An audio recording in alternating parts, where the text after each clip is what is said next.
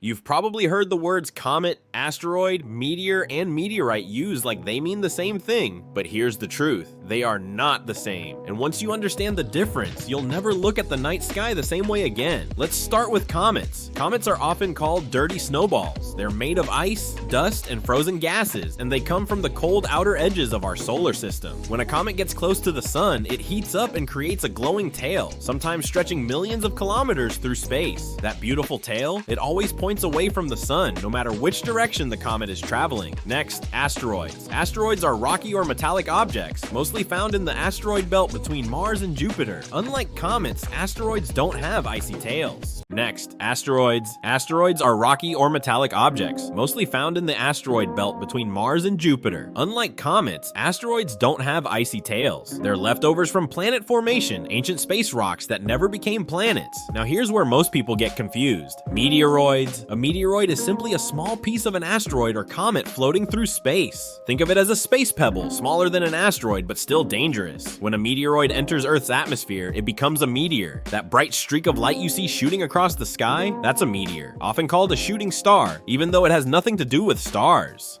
And finally, meteorites. If part of a meteor survives the intense heat and crashes onto Earth, it's officially called a meteorite. Yes, real pieces of space have landed on our planet. Understanding these differences isn't just cool, it helps scientists track potential threats and study the origins of our solar system. If space mysteries blow your mind, because space is way more dangerous and amazing than you think.